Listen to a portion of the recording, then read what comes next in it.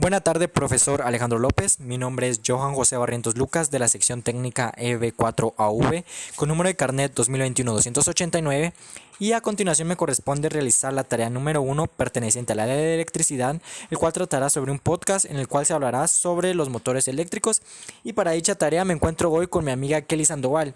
Kelly, ¿qué tal se encuentra el día de hoy? Buenas tardes, Johan Barrientos. Gracias por haberme invitado a este podcast y espero que lo que hablemos el día de hoy pueda entenderse sólidamente y que a la vez podamos aprender de este tema y subtemas. No, muchas gracias a usted por haber aceptado la invitación. Bueno, ¿le parece si empezamos con la definición que es el motor eléctrico? Sí, está bien. Sí, está bien. Bueno, el motor eléctrico es un dispositivo que convierte la energía eléctrica en energía mecánica de rotación por medio de la acción de los campos magnéticos generados en sus bobinas. Son máquinas eléctricas rotatorias compuestas por un estator y un rotor. Algunos de los motores eléctricos son reversibles, ya que pueden convertir energía mecánica en energía eléctrica funcionando como generadores o dínamo. Bueno, son utilizados en infinidad de sectores, tales como instalaciones industriales, comerciales y particulares. Su uso está generalizado en ventiladores, vibradores para teléfonos móviles, bombas, medios de transportes eléctricos, electrodomésticos, esmines angulares y otras herramientas eléctricas. Bueno, los motores eléctricos pueden ser impulsados por fuentes de corriente alterna y por fuentes de corriente continua. Y como podemos ver, existen dos tipos de corriente, las cuales son la corriente directa o corriente continua, proviene de las baterías, los paneles solares, dínamos, fuentes de alimentación, fuentes de alimentación instaladas en el interior de los aparatos que operan con estos motores y con rectificadores. Y la corriente alterna puede tomarse para su uso en motores eléctricos, bien sea directamente de la red eléctrica, alternadores de las plantas eléctricas de emergencia y otras fuentes de corrientes alterna bifásica o trifásica como los inversores de potencia. Y los pequeños motores se pueden encontrar hasta en los relojes eléctricos. Los motores de uso general con dimensiones y características más estandarizadas proporcionan la potencia adecuada al uso industrial. Los motores eléctricos más grandes que se usan para propulsión de trenes, compresores y aplicaciones de bombeo con potencia que alcanzan los 100 megavatios. Muy interesante, Johan. Ahora me gustaría saber la historia de los motores eléctricos. Está bien, con mucho gusto. Bueno, probablemente el primer motor eléctrico fue un motor electrostático simple y construido por el benedicto escocés Andrew Gordon en 1740. Bueno, y Werner Bose Siemens patentó en 1866 la dínamo. Con ello no solo contribuyó a los inicios de los motores eléctricos, sino también introdujo el concepto de ingeniería eléctrica, creando planes de formación profesional para los técnicos de su empresa. La construcción de las primeras máquinas eléctricas fue lograda en parte sobre la base de experiencia práctica. A mediados de las décadas de 1880, gracias al avance en el electromagnetismo, con contribuciones como las desarrolladas por Nikola Tesla, Michael Faraday, Werner Bose Siemens, la ingeniería eléctrica se introdujo como disciplina en las universidades. Bueno, y en 1886 el ingeniero español Isaac Peral desarrollaría el primer sumergible, el Sublime Peral, empleando motores eléctricos. Y los primeros motores eléctricos técnicamente utilizables fueron creados por el ingeniero Moritz von Jacobi, que nos presentó por primera vez al mundo en 1834. Muchas gracias, Johan. Ahora que ya me ha dado la definición de lo que es un motor eléctrico y también haberme relatado la historia, me gustaría saber el funcionamiento de los motores eléctricos y las partes que lo conforman. Claro, con mucho gusto. Podemos decir que siempre funcionan de la misma forma, por medio de la interacción entre corrientes sinuosas y un campo magnético, lo cual genera fuerza o energía dentro del mismo. Es decir, parten del principio de inducción electromagnética que nos indica que cuando un conductor se encuentra en interacción con las líneas de flujo magnético y entre ellos existe un movimiento, en el conductor se induce un voltaje que a su vez estando en un circuito cerrado generará la circulación de una corriente eléctrica y por consecuencia la inducción de un campo magnético que interactuará con el existente provocando un par y movimiento del mismo. Todo esto permite que el rotor o parte giratoria se mueva produciendo el ciclo de funcionamiento. Bueno, y las partes que conforman un motor son las siguientes.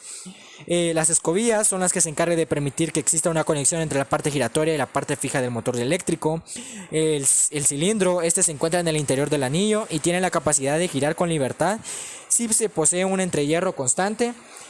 Un circuito magnético son aquellos que se componen de chapas magnéticas que se encuentran de forma apiladas y en aislamiento entre sí. Y el rotor, esta parte es conocida también como inductor. Las tapas son elementos que sirven para sostener los cascos de rodamiento y de cojinetes, permitiendo el soporte de la acción del motor. Y la carcasa es la que sirve para cubrir y proteger al rotor y el estator. La base es la parte que sirve de soporte para toda la fuerza mecánica con la que pueda operar el motor eléctrico. Esta puede ser lateral o frontal, no hay problema en eso. Caja de conexiones. Su función es proteger los conductores que permiten la alimentación del motor, preservándolos de elementos que puedan causarles daños y su propia operación mecánica. Bobina del motor. El bobinado es un cable que permite mostrar el enrollado de las diferentes espiras. Por el inicio de este y el final es que entra y sale la corriente eléctrica. Y los cojinetes son aquellos que contribuyen a la operación perfecta de las partes que giran del motor.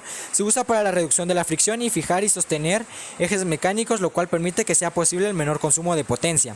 Bueno, y por último tendríamos el estator.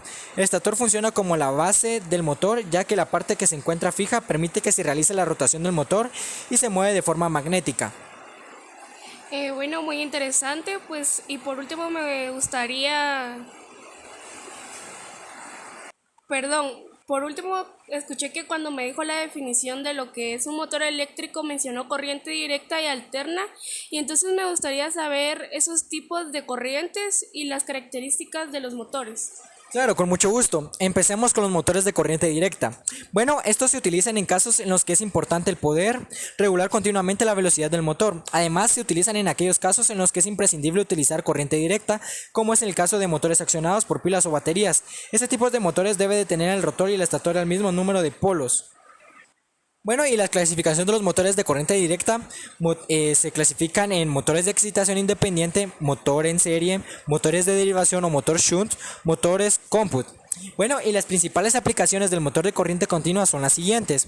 Trenes de laminación reversibles, los motores deben de soportar una alta carga. Trenes de Conti son trenes de laminación en caliente con varios bastidores. Cizallas, en trenes de laminación en caliente se utilizan motores en derivación. Industria del papel, además de una multitud de máquinas que trabajan a velocidad constante y por lo tanto se equipan con motores de corriente continua, existen accionamientos que exigen par constante en un amplio margen de velocidades. Y otras aplicaciones son las máquinas herramientas, máquinas extractoras, elevadoras, ferrocarriles, etc.